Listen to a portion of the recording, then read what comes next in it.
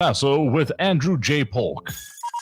Be a part of the show by calling 915-544-KTSM, 915-544-5876, or comment online on our stream at facebook.com/Talk El Paso.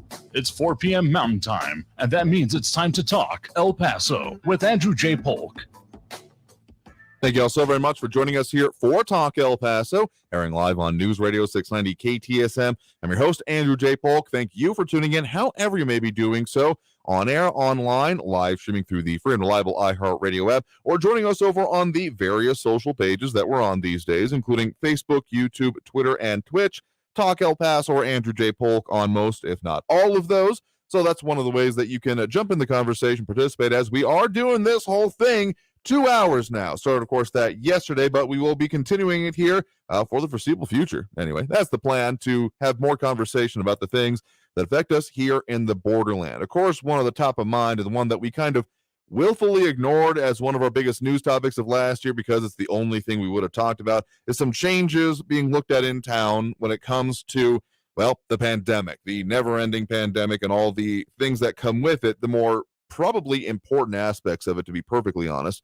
But more specifically, of course, the city sent out, not quite late last night, but after our show yesterday, that they have confirmed the first dozen or so cases of the Omicron variant now in town.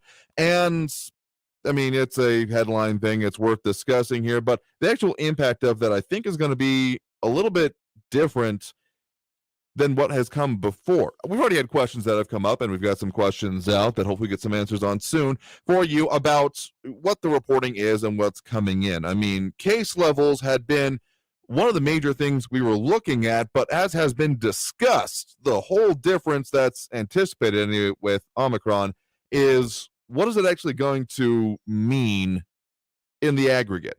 Is it going to be that it's the same as it was last year, or is it going to be a little bit different? I mean, Texas already, we had Texas Governor Greg Abbott earlier this week already asking for additional testing capabilities and additional resources and supplies when it came to treatment, particularly the monoclonal antibodies that have been proving decently effective even against Omicron. Him asking about that, even as at the same time, there's more than a couple of legal kerfuffles involving the mandates and vaccinations that come with it. It's an interesting road that Governor Greg Abbott has to hoe when it comes to this, because he is both touting the vaccine as safe and effective and encouraging everyone to do it, but then at the same time pushing back against mandates against it. I wouldn't expect anything else from him politically, to be perfectly honest, given the position that he is in moving forward. And unless it came down to truly catastrophic levels, that's probably the way that it's going to continue. But again, back home here in the borderland, looking at those changes to what we might be seeing in town, the CDC now saying, well, the numbers were wrong earlier, but now we're at near 100% levels for when it comes to what is actually being seen from the infections of that variant. But the question comes to me then is the way that it is being reported on, case levels. I mean, sure, these first, again, dozen or so make a certain kind of sense to announce it as it has now arrived. But to a larger extent, does following case amounts actually matter, given what we have been told, and is proving out about what this actually means, both with the locally vaccinated population that we have and the, as much as that can be said, less severity, even if more infectious nature of this particular variant? Do cases actually matter? It's something I've been thinking about in a bit, and the AP actually coming out with a pretty concise thought process, answering a lot of my questions on it, saying that COVID case counts may be losing importance amid Omicron, coming out just before our show here today, saying that basically, given the anticipation that there may be less importance here, that following absolute case counts, as we were get the start of the pandemic, may not matter anywhere near as much as the actual impacts, the actual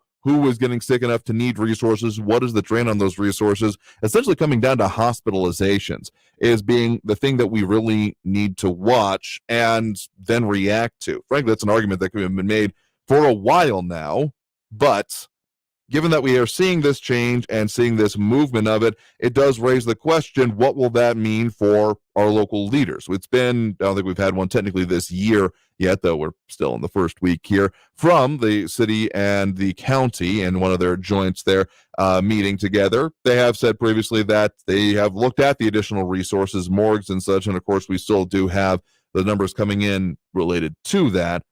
But again, to a larger extent, does watching that, I mean, we've already stopped our reports as it was because as things died down in this community, we're doing better off. It was looking better. But given this, I mean, it was always the focus to a certain extent when you think about it, about the hospitalization rates. I mean, that was the whole rallying cry coming up on 2 years ago now, wasn't it? Of the 2 weeks to flatten the curve was to save hospital facilities for those who absolutely needed it. Kind of seems like we're coming back around to it. Again, history doesn't necessarily repeat itself, but it does seem to rhyme. And that's the increasing focus being made because, yeah, if you're focused on rates, we are probably going to be seeing an increase even here locally, even given the vaccination status that we do see and the less severity of it. Frankly, there's been a larger question about if the rates even matter given here. I mean, there was someone, I can't remember who posted up that the at-home tests are worth their weight in, or rarer and worth their weight in gold around our area. I didn't realize how lucky I was after doing the bit of travel that I did, was managed to just waltz in, pick one up, and use it to my satisfaction, and then haven't needed one to find one since, and them apparently just being scarcer than hell at this point.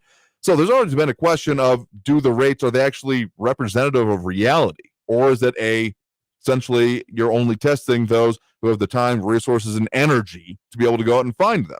And that's going to become increasingly the case here. So something that I would encourage local leaders to focus more on is what the actual resources that are necessary. If we've got people that have, asymptomatic, always was a question, but if then they're largely not needing hospital services, is that something that's, long COVID and everything that comes with it, I still wouldn't want it. But I'm more concerned about those that then end up needing to go into the hospital and the drain that we may see on those resources. So I hope Governor Greg Abbott is able to pull through on his request to get more resources in the area. Louis Pinato, very emphatic that it's all political theater. But, to say that this isn't happening in our area, you're going to lose me every time you bring that up, Louis. Like, come on, to say that it isn't actually real. And that's not to say that there aren't reasonable criticisms that can be made about this stuff and the way that it's being handled. But going to one extreme or the other just never works anyway for me. You lose me with the extreme take you take on it, because there's people with reasonable precautions out there. And again, to the larger extent about what this actually means, the county judge has said that he's not looking forward to any further restrictions, even over the holidays and probably going forward. We'll see. That fight is still technically in court last time I checked. And even if there was a new mandates coming into place, I think those have lost such a significant amount of relevance to the average person that it wouldn't even matter unless there was then just a huge, massive, and probably overreaching enforcement effort that came with it. I think that ship has sailed. So if you're going to try to do anything by local mandates and local requirements of things, it's just not really going to work out. Further, the amount of things going on at the national level that we may or may not see here locally, I'm not holding my breath on it actually being implemented, even if our own company is technically putting some things into place here. We'll see. There's enough court cases and modifications going on to it. Point being about all of this, with the Omicron now being reported in town, I think that the reporting and the way it gets talked about should shift to what are the actual hospitalizations. Probably should have been that way the entire time, because whatever you may think about the disease, its reality or not, the real issues all then came down to what was the drain on resources, because other emergencies keep happening. So if we've got no beds left, no availability, and you're getting into a car crash, stay away from ladders is a good piece of advice I'd give you in the meantime. That should be the focus of what we need to know, and hopefully it moves a little bit more towards that here. All right, we're due for our first break here right now of the hour. As we come back from the break, we'll be talking more about some of the local notables that we have been recognizing this past year, particularly with El Paso Inc. joining us here in studio to talk about the El Pasoans of the Year and Community Spirit Award. And again, the thing we talked briefly about yesterday, the economic outlook here. So all of that coming back more Talk El Paso here on News Radio 690. Traffic all day. News Radio 690. Starting to see some afternoon slowing I-10 westbound between Wrestler and Thorne, and I-10 eastbound between Artcraft and Thorne. Got a crash on Montana Avenue westbound east of the Joe Battle at Justice Drive, and in the same area, Joe Battle Boulevard southbound south of Montwood at New World in the Quail Run area. Heavy congestion. It's stop and go. Carrie Edwards, El Paso traffic. This report is sponsored by DuckDuckGo. Protect your privacy for free with DuckDuckGo. I feel like I'm being haunted by a pair of headphones. Everywhere I go is a creepy ad for headphones I looked at one time. I hate that feeling like I'm being watched. I downloaded DuckDuckGo and saw a difference right away. Take back your privacy online with DuckDuckGo. Privacy simplified. If you feel America is facing more dangers than ever, you're right. An increasing number of things are falling apart daily. That's why you need to prepare for more of the unexpected, and that includes food shortages. When people panic, grocery stores run out of food fast. Would you survive without food for days, weeks, even months? The smart folks are buying emergency food now. Take this moment to shop MyPatriotSupply.com. We're America's leader in preparedness. My Patriot Supply has earned over 47,000 4-star and 5-star reviews. Our delicious food kits average 2,000 calories per day and last up to 25 years in storage, so it's there when you need it. Go to MyPatriotSupply.com, order a food kit or two, and we'll ship quickly and discreetly to your door. Don't wait for the news to tell you something bad happened again.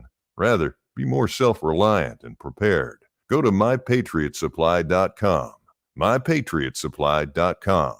Hi, Phil Swift here for the Flex Seal family of products. You know, there's a lot of ways to protect your home. You could dig a moat. You could bubble wrap it. Or you could train a pack of wolves to protect it. But the best way is with the Flex Seal family of products. So when you need to patch, bond, seal, repair, and stop leaks fast, get the Flex Seal family of products. Available at FlexSealProducts.com and fine retailers. Get ready for the smartest bundle in streaming. 6 streaming services for the intellectually curious, featuring Curiosity Stream with the best collection of documentary films and TV shows, Psalm TV, and great stories from the world of wine. Tastemade for the fun side of food and travel. Topic with the best thrillers and crime stories, and so much more. From nature to history, technology to food, mystery to adventure. Get 6 streaming services for one low price. At $4 a month, it's the best deal in streaming. Learn more and sign up now at smartbundle.com. Always just minutes away from the latest news around town and around the world. You need to know what's going on. News Radio 690 KTSM. News Radio 690 KTSM. Live from the KTSM AM 690 studios, it's Talk El Paso with Andrew J. Polk. To be a part of the show, follow on Facebook at facebook.com/Talk El Paso. Now here's your host, Andrew J. Polk.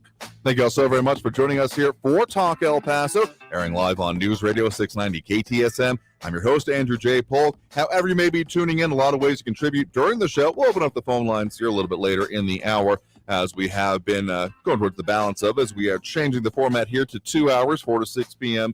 daily, Monday through Friday. But then also going to be talking a little bit more about some of the local stuff going on here. So comments going on over on the social media, where we got on what's going on with some of the issues and reporting and restrictions that may or may not, probably not, come with them from the COVID changes that we are anticipating. We got Louis Pinato, John Browse, Lieutenant Joey Carlson, more tuning in, chiming in over there. Really what it comes down to it, besides the whole public factor and what we expect leadership to do and be useful on, there is a lot of discussion to be had, but do what's right for you and yours. No one's going to take care of you the way that you are. No talking head, myself included, on TV or anywhere else is going to take care of you. John Browselton saying his reasonable ones is jabbed and boosted with J&J, don't wear a mask, and never caught COVID. I mean, more power to you if it's working out for you and it makes sense for you. But I don't know. I just think the way we even talk about it should probably change as we go forward. Looping out of bringing up something that I've thought about but does kind of tick me off a little bit, saying that, remember when all those ERs that were allegedly full only be discounted by TikTok videos? I'm very curious about what you mean by full, because full to my mind, and the way that modern medicine is considered, would mean that every bed is occupied. They have no more reasonable facilities. If you by full, you mean looking like some scene out of a World War II movie or Pearl Harbor, where they're just people in the hallways going out. That's not a hospital that's full. That's a hospital on the verge of collapse if it hasn't already collapsed. So let's be clear about what we're talking about here. We're talking about these videos because, yeah, the people barging in and saying, oh, there's no one, where are all the patients? They were in their rooms. Like, I don't know. That just kind of ticks me off the way it gets talked about it. The sensationalization, absolutely here. And then Joey Carlson also saying some further things, but we are joined here in studio, of course, to talk some about the because some of the bigger currents going on right now. We are joined here by Robby Gray, editor of El Paso Inc. Thank you very much for joining us again here today. Happy New Year to you. It's good to be here in 2022. Exactly. A lot of stuff going on here. And something we had talked about with you the last time we had you on air was, of course, the impending announcement at that point of the El Pasoan of the Year, of which there were multiple candidates. And finally, end of the year here, as anticipated, y'all made the announcement of who the El Pasoan of the Year is, as well as the Community Spirit Award. So for those who may have missed the issue that is out right now, who were those honored? Well, amid the doom and gloom and all the negative headlines, it's nice to take a little time to talk about some good happening in our community. Absolutely. So in our last issue of the year, we announced the El Pasoan of the Year, and this year it is Dr. Richard Lang, the founding president of Texas Tech University Health Sciences Center, El Paso. And our Community Spirit Award honoree was Simi Alvarado, an El Paso artist known for his murals around town. We got their pictures up online with us here right now. But yeah, Dr. Richard Lang and Jesus Simi Alvarado, honoring them. So for people who may have missed our previous interviews or not get the concept, so El Pasoan of the Year recognizes someone who has had a major impact in some way, shape, or form. But for community spirit, how do you all define that? So it's basically in the name. I mean, the idea is somebody that sort of has captured or championed in some way the community and the spirit of this community, which Simi certainly does through his murals and sort of the national recognition he's brought certainly over the past year to the city. Okay. So, I mean, yeah, the murals have certainly become a increasing, I always appreciated them around town, but they've become kind of an increasing focus for part of kind of cultural expression around town. I mean, I want to say that most specifically after August 3rd and those kind of murals that were showing up becoming very popular, not even just as kind of Instagram worthy, but also people making, focal points, building more and more importance around them was not necessarily an inciting point, but another focal point with a focus on that. And in general, art doesn't get the recognition that it deserves. And too often in El Paso, it takes somebody outside of El Paso to tell us, this is actually really good stuff. And last year, Simi was described by the New York Times as, quote, one of the kings of El Paso muralism. And his work started to get featured and recognized. And, a little behind the scenes, I'll share with you, when we told him that he had been selected for the Community Spirit Award, he was very honored, but he was kind of uncomfortable with it. Really? In the recognition, because while his work shines a spotlight on the culture of El Paso, he doesn't step out very much and highlight himself. Okay. He prefers to do that through his work. But when we released our nominees, we got email after email after email saying, you have to recognize Simi. And one of them even came from Gaspar Enriquez. Huh, okay. His former teacher and now a renowned Chicano artist. Yeah, so I mean, again, I appreciate the appearance of the murals around town. Joey Carlson not understanding the difference between murals and graffiti, apparently, but get to more of that here in a second. But again, going to then the main honoree out of the list of distinguished people that you discussed, and even just kind of topics more broadly out of those under nomination for the El Pasoan of the Year. Talk a little bit about why the decision was then made to honor Dr. Richard Lang, founding president of Texas Tech University Health Sciences Center, El Paso, which is always a mouthful. So very briefly here, I'll go back to 2013, 2014, when Texas Tech became a standalone university here in El Paso. Since then, what it's done is provided job opportunities in healthcare fields for El Pasoans, It's done groundbreaking research, very important into Hispanic populations. It has helped chip away at the region's acute doctor shortage, and it's revitalizing an area of South Central El Paso. Mm-hmm. To answer one of the questions that have just come up here, kind of a confluence between not exactly the two of them, but the topics they deal with. Leroy Chuck saying that he's never noticed any murals in town ever. I got to encourage you to look around a little bit, because approaching that area of town where Texas Tech University Health Sciences Center El Paso has been being built up, the murals on some of the former stanchions for the Spaghetti Bowl, not necessarily any specifically of Simi's work, but those are chock full of murals. And so that's been kind of a cultural part of it here. So I got to ask you to open your eyes a little bit more there, Leroy, if you haven't really seen any of them, because they've been a lot more. In fact, TxDOT went out of their way a little bit to order to save some of those. But again, that whole area that has been being built up there near UMC, again, the kind of collective medical center of the Americas area that we've seen quite the transformation of over the last decade. Pretty much he has been at the helm of for along of it. Yeah, that's correct. And when we interviewed him after naming him the El Pasoan of the Year, can I share just a quick story that he shared with us? You know, back in 2013, 2014, basically the chancellor of Texas Tech reached out to him. He's not from El Paso, and said, hey, you want this job? We've got this new standalone university. We're looking for a founding president, and we need to know in a week. And so his response was like, what? So basically he and his wife came kind of incognito on their own to El Paso just to check out this community. They went to the grocery store. They just went to South Central El Paso where the campus was. They just talked to regular people, not saying who they really were, just to get a sense of the El Pasoans. And let me just share one quote from him that he told us. So he said, when we first came here, nobody knew who we were, and they treated us like we were VIPs. There's this attitude that people want the community to be better, and people invest whatever they have. It's got city leaders who had a vision of what they wanted this medical center to be. And that's what really attracted him to this community. And he's been at the helm of it ever since, and been guiding its expansion, including most recently the dental school, which welcomed its first 40 students over the summer. Oh, yeah, that is right. So we've seen a lot of, again, continuing expansion along that. And I mean, the shortage of doctors and those trained, particularly in the border important issues such as things like, diabetes, liver issues, all of that kind of stuff has been a current for decades before this. And this is something that his work, as you all note, both in the article and stuff that you've talked about on this, is working towards addressing that. I mean, it's not going to be an overnight fix, and nothing that has been involved with this is, but the trajectory it's setting it on is probably going to be very important for the continued development and just welfare of our region. I mean, even if it wasn't the highlight of a pandemic on health and health services, this would be a very important topic for the future development of the city.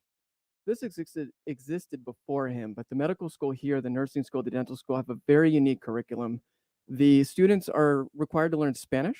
They're immersed in the community, and very early on, they start seeing patients.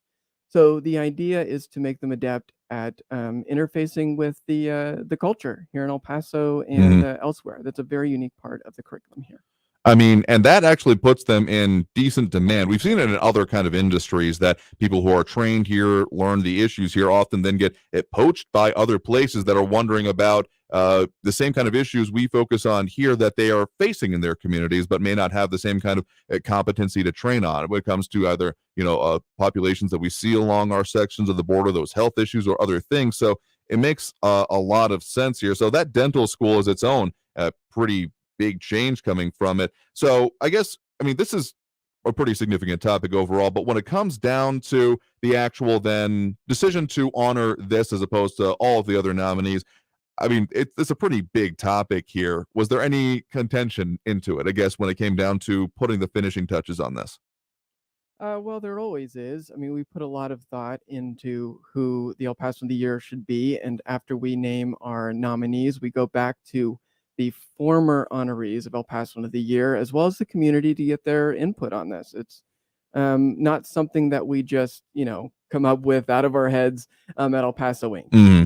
Yeah, absolutely. That makes a lot of sense here. So again, noting that they have honored Dr. Richard Lang, the founding president of Texas Tech University Health Sciences Center. Again, their pictures up over on the Facebook page if you want to see them, facebook.com/Talk El Paso. And Jesus Simi Alvarado, the El Paso artist who has been noted locally and nationally.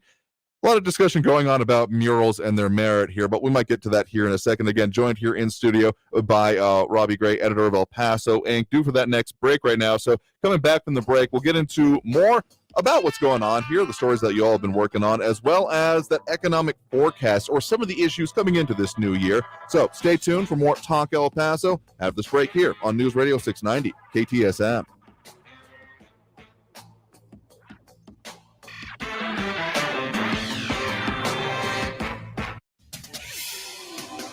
El Paso's News Radio 690 KTSM.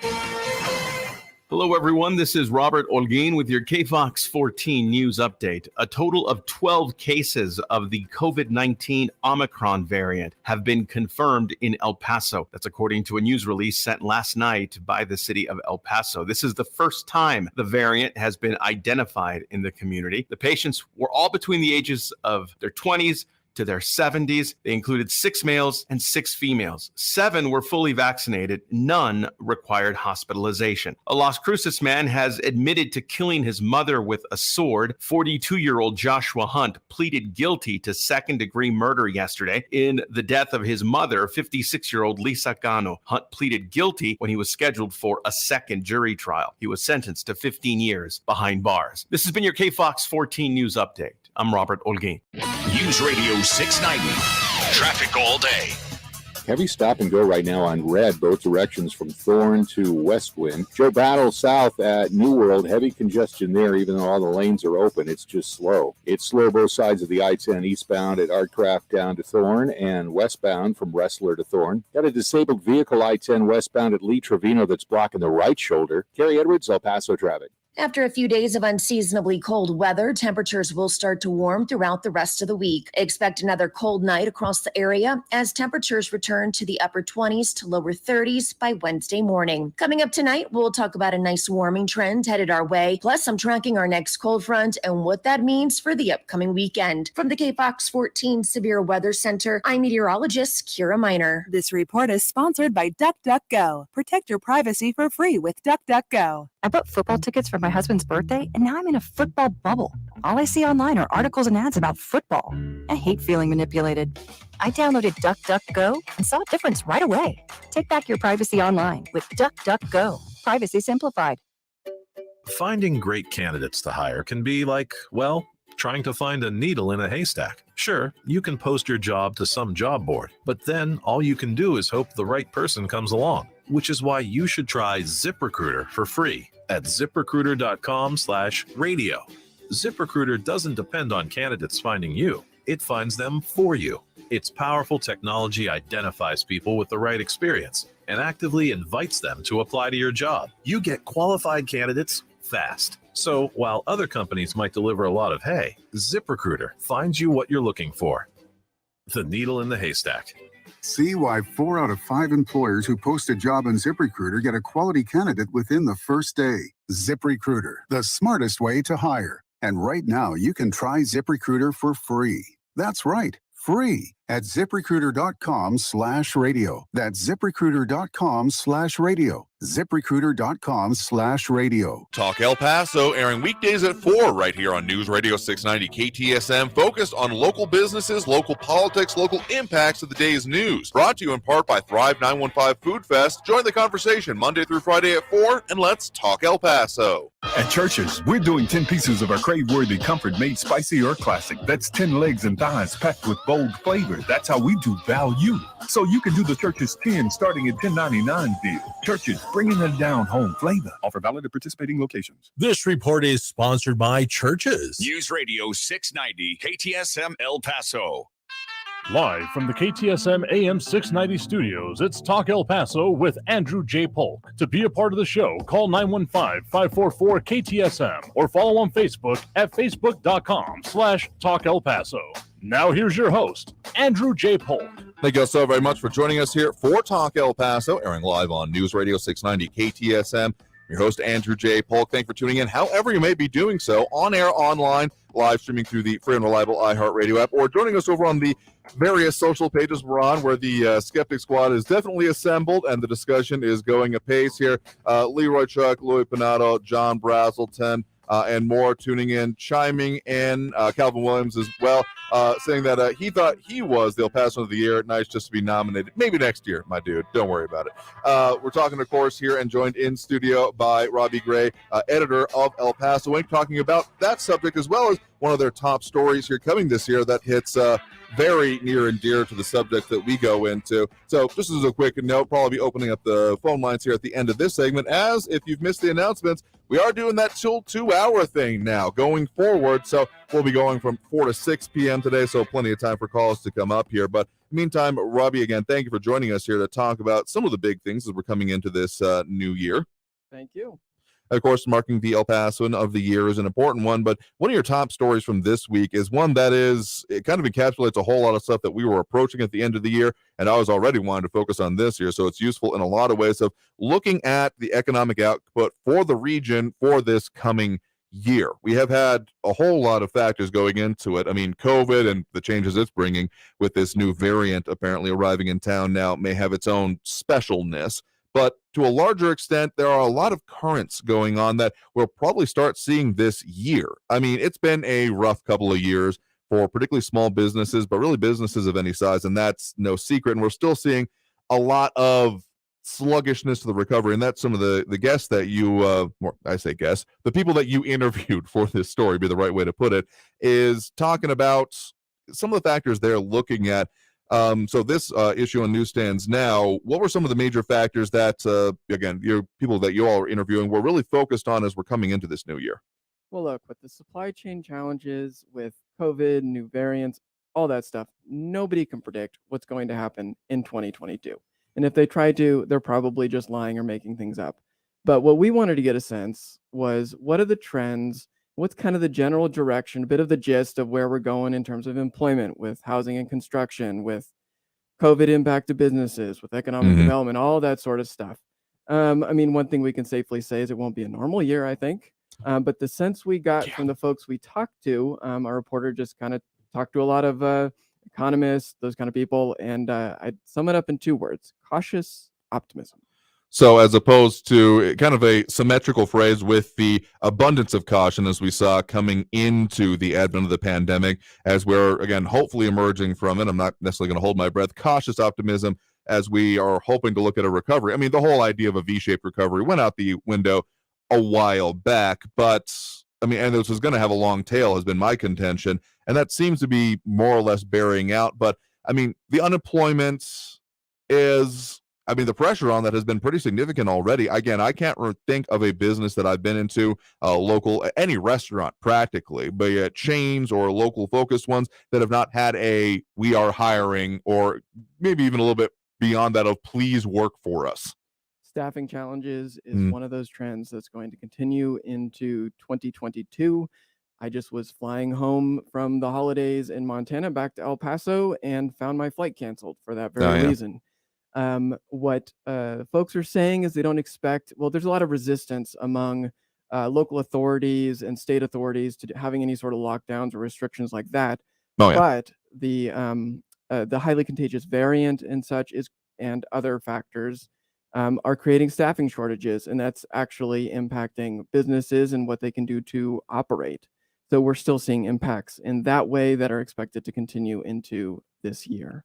But even larger, I mean, some of the guests that you talk with, again, guests that we've had that you are also interviewing in the story, such as Tom Fullerton, UTEP economics professor, says that there still will probably be some changes, positive changes to income growth in the area, but probably not as much.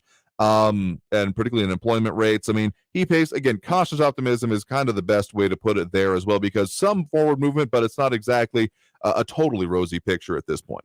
Right. So what we were told is by one of the local economists is that he expects the employment rate in El Paso to likely grow more than 2% in 2022. That's a deacceleration from last year, which is kind of was a bit of a rebound year. So that growth is expected to continue. Also, personal income growth is expected to continue, which is really important for El Paso, where incomes are very, very low compared to the rest of the country. But that growth is expected to slow down because we don't see those big transfer payments. I guess that's sort of the economist term for the money that the federal government sent us all to get through the shutdowns.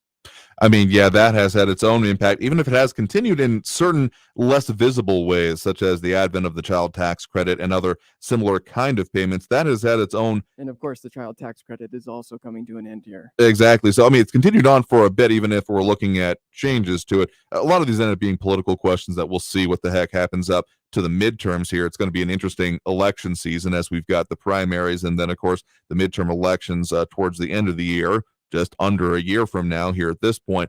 But to a larger extent, one of the things I've been looking at that is mentioned here a bit is also some of the slightly longer term business development that might be coming to town. I mean, there was quite the toll taken on all businesses of all stripes, particularly small businesses or locally based ones, more accurately than not, in our area. But some of the economic currents that have come out of this may have an interesting impact on our area, particularly the not quite reshoring, because the development that may come from that and the changes and the pressure that will then put on facilities in our area, demand for more and that kind of a thing, probably not going to see it this year. I'd be very surprised. But, well, actually at the same point, there might be more because there's some international companies looking to already build just south of the border here, taking advantage of the whole maquila industry and the system built up in that.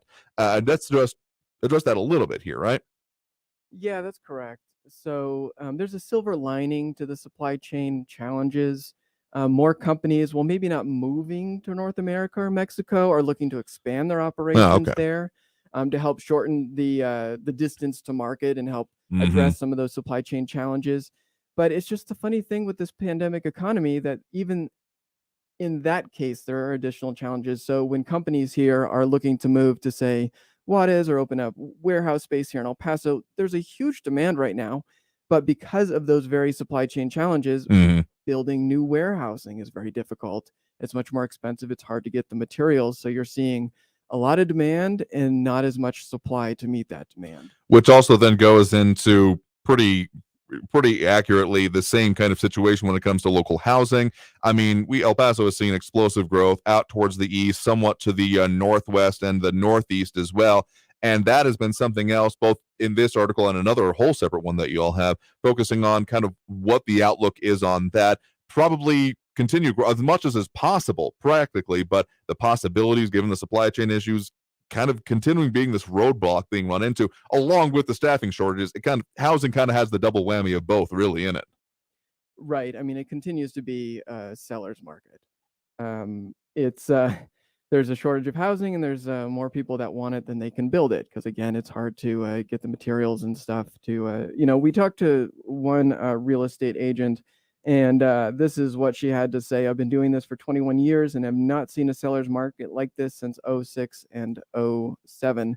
And because of that, it's also impacting the local apartment market. I mean, if you can't get a house, you start looking at apartments, and there's the same issue there. And those are expected to continue, although to ease. I think this boom in the housing market is, I don't know if we can say it's peaking, but it is expected to ease into 2022.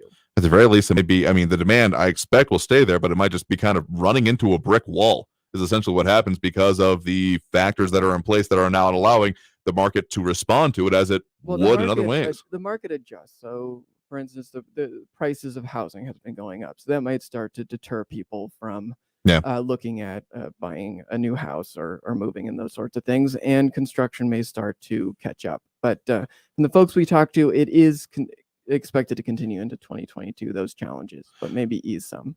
So again, the cautious optimism is kind of the best two-word summary, and to a slightly larger extent, the way I think about it is a lot of challenges, but a lot of opportunities still, because I mean, even with the challenges we're looking at with the pandemic and what's going on with it, we are looking at optimism. We are looking at individuals being more willing to go out and do things to an extent. I mean, all of this is tempered a bit. It's not exactly, free and clear, sunshine and daisies, as someone I think said out there, and rainbows and unicorns, but it's better than it was, probably, hopefully. Again, this is a little bit of like cloudy crystal ball kind of movement here, but there's reason to have some optimism at the very least. Yeah, and last year, 2021, was kind of this weird transitional year. I mean, it wasn't as bad, anywhere near as bad as the year before, but it wasn't yet good.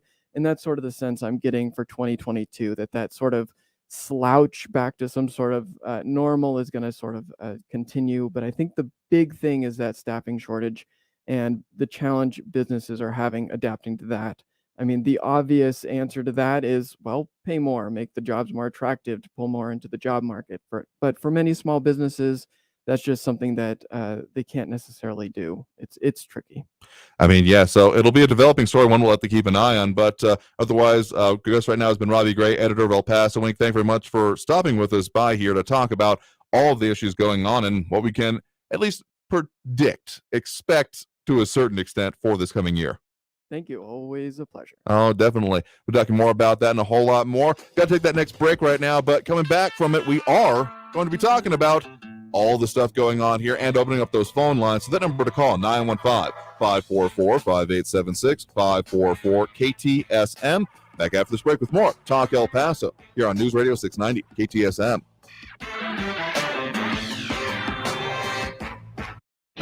Traffic all day.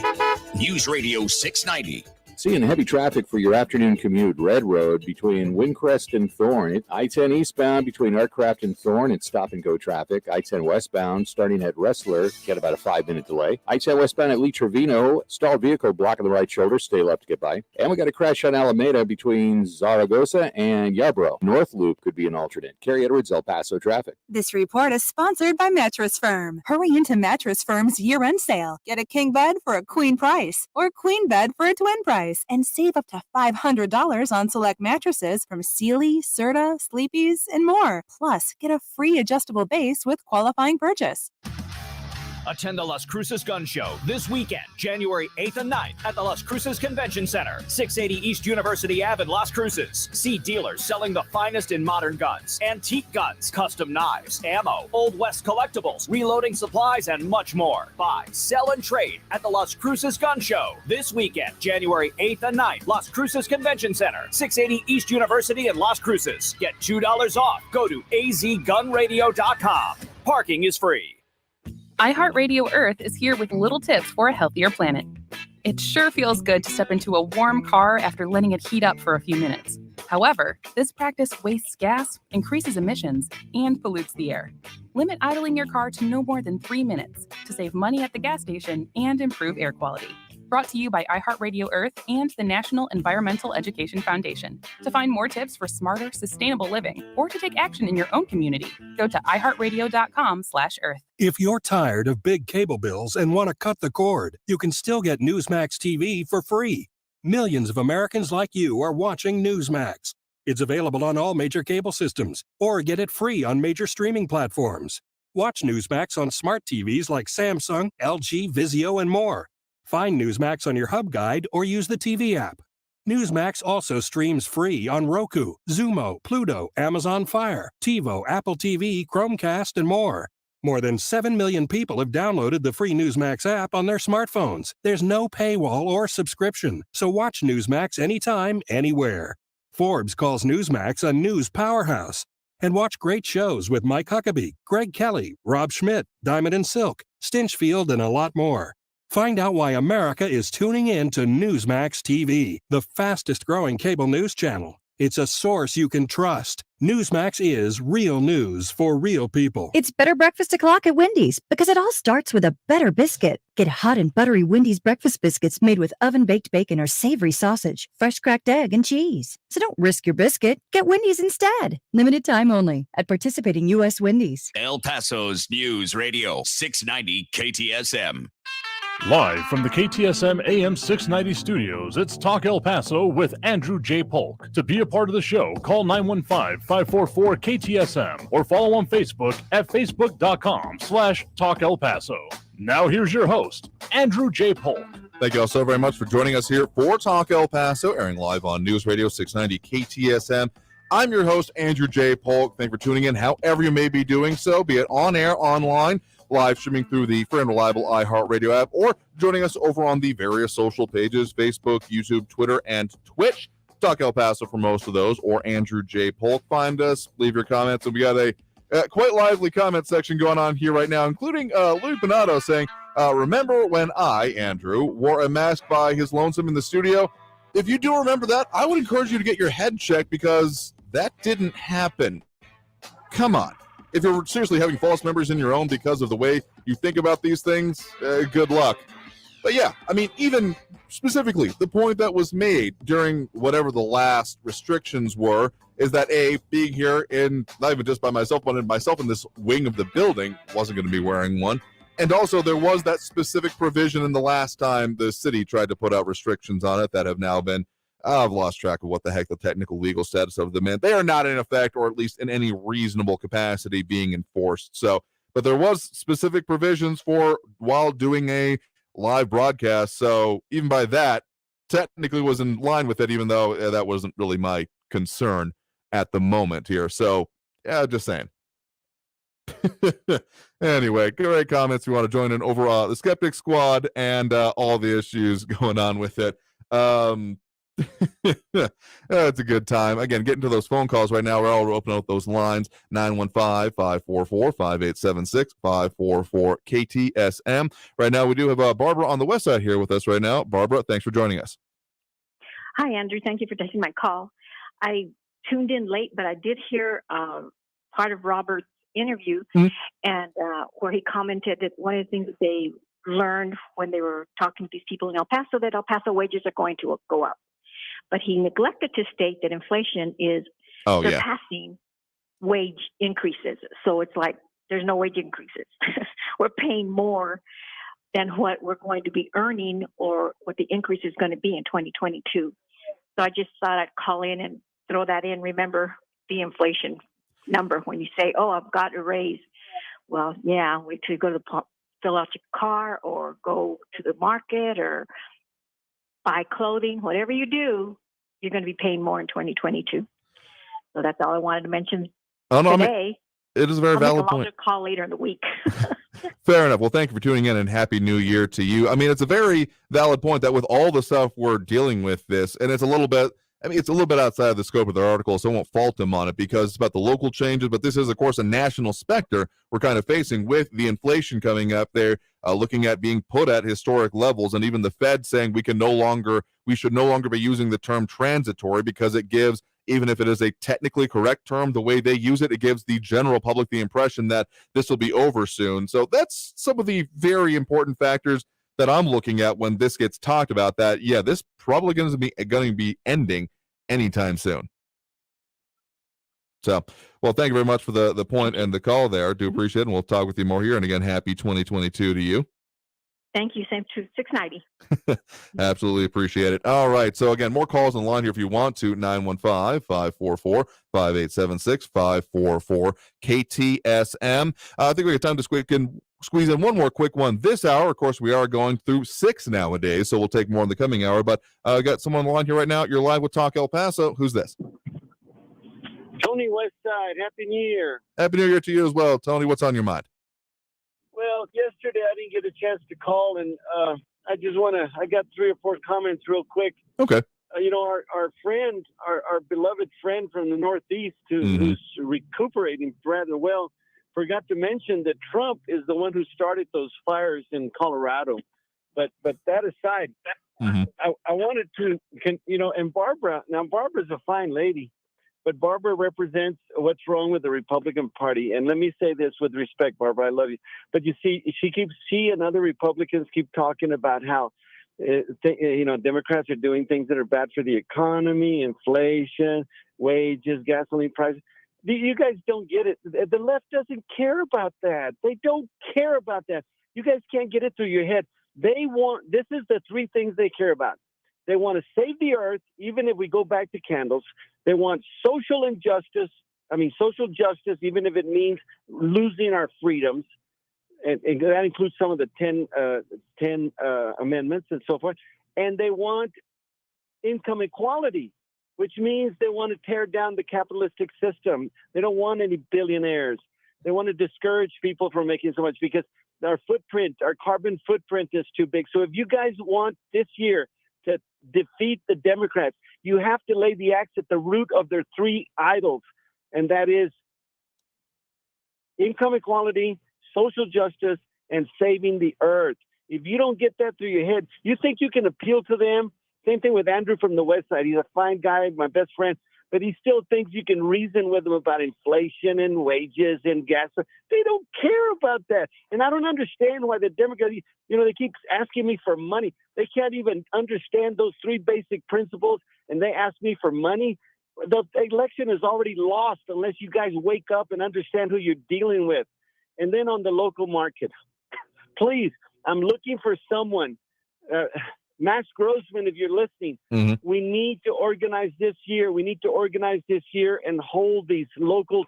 You know how you'll know? Remember the Wizard of Oz when there was the curtain and the evil guy was behind the curtain managing the idol and all that? We need to understand what evil lurks behind our city leaders. When they go into office and they come out richer than they went in and our taxes go up, that's what you call a clue that they're not watching out for you. It's self-preservation. They're watching out for themselves at your expense. This thing about taxes not going up, but yet the evaluation went up, that's smoke and mirrors. We still lose. So unless we organize, guys, listen to me. Alpha male, you tough guys who are listening to me right now who think you're better and stronger than me, step up to the plate. Tell me where we can meet and organize and hold these sons of guns accountable. Man, I'm so sick and tired of hearing the same old willy-nilly stuff. Let's get serious, guys. Have a good new year. You as well, Tony. Appreciate the call there. We're going to have to address a lot more of that coming up here in the next segment because we're out of time here for this hour, but we will be going again through 6 o'clock here. So if you stay tuned with us, if you're on the line, stay with us. We'll get to more of the calls here right after the break here. Again, that number to call, 915-544-5876, 544-KTSM. Back after this break at the top of the hour news, you're on News Radio 690 KTSM.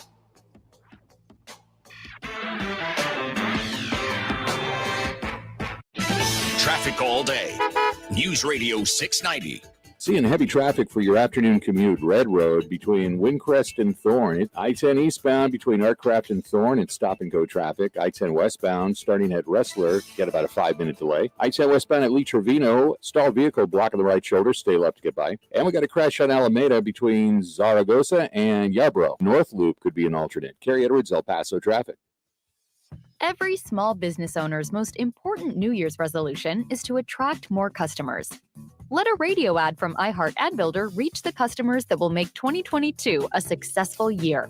iHeartAdBuilder.com is the fast, affordable way to create a customized ad for your business. Just answer a few questions and get your commercial on the air. Start 2022 off right and put the power of radio to work for your business at iHeartAdBuilder.com. Rich is just a really, really, really good guy. The term good egg isn't enough to describe him. He's also certified organic and free range. Rich puts the cap back on everything. The toothpaste, the olive oil, the shampoo, everything. He lets his 10-year-old nephew beat him at virtual tennis, even though he can straight up slay his 10-year-old nephew in virtual tennis. When the toilet paper is running low, Rich replaces the roll on the actual holder, not just on the back of the toilet. Rich is texting and driving. Rich, no. What are you doing, Rich? I was just telling everyone how great you are. Texting and driving makes good people look bad. Visit StopTextStopWrecks.org. A public service announcement brought to you by the National Highway Traffic Safety Administration and the Ad Council. Stay tuned and stay informed with News Radio 690, KTSM, an iHeart radio station. Donna from Louisiana. The storm just hit, and we went from donating to the food bank to needing it. Hunger is a story we can end. End it at feedingamerica.org. Brought to you by Feeding America and the Ad Council. Freedom of speech lives here. To me, freedom of speech is being able to say anything you want. El Paso's News Radio 690 KTSM. News on the hour and a half. Traffic and weather all day. News Radio 690 is KTSM AM El Paso, an iHeart radio station. NBC News Radio, I'm Brian Shook. The White House is moving on multiple fronts to get more at-home COVID tests in the hands of more people as soon as possible. So said Press Secretary Jen Psaki. The first delivery from manufacturers will start later this month. That's our expectation. She acknowledged the government was not where we needed to be on testing amid surges of the Delta and Omicron variants. The U.S. Capitol Police Board is touting security improvements just days before the one-year anniversary of the Capitol riot. Capitol Police Chief Tom Manger said his police force has improved the way they analyze and share intelligence, while also updating every officer daily with necessary information. Architect of the Capitol, Brett Blanton, said new windows are being designed currently and are expected to be installed in the spring. The governor of Texas is suing the federal government to stop a vaccine mandate for the state National Guard.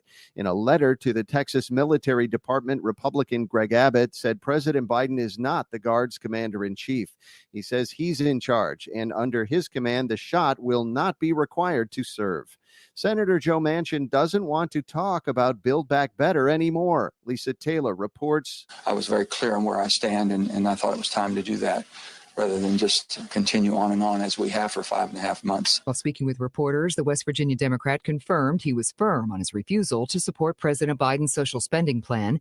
He also said there's been no conversation with the White House about his controversial reveal on Sunday morning television last month. When asked if the child tax credit having a work requirement was key for him to support Build Back Better, Manchin said it was just one of the issues he had with the bill. Americans are quitting their jobs in record numbers.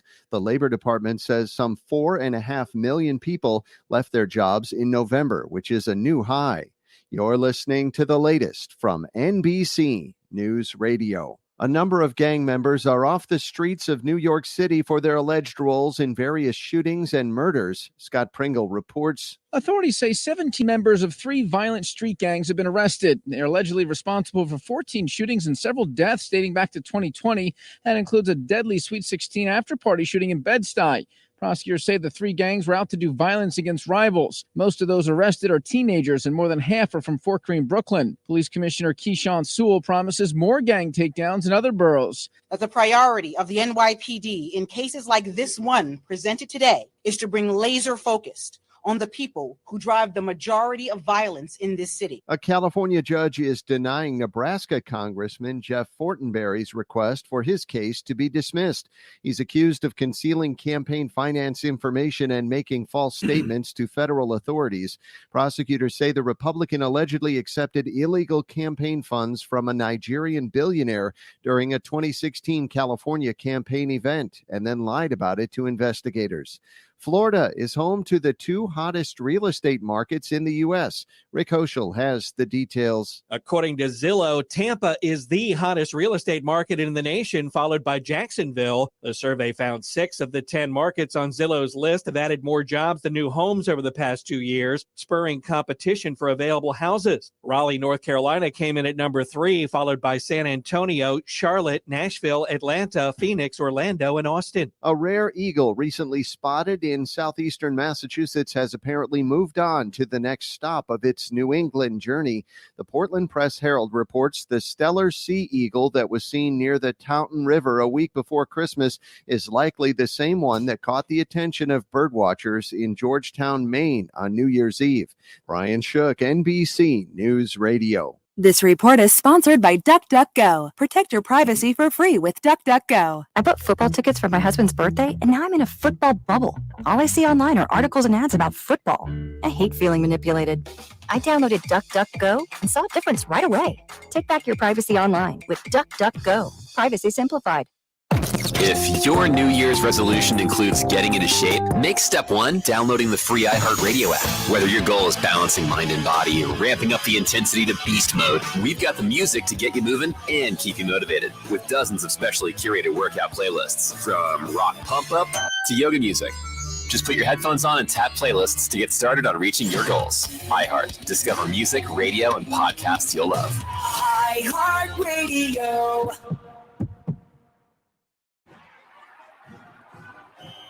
I loved playing high school sports.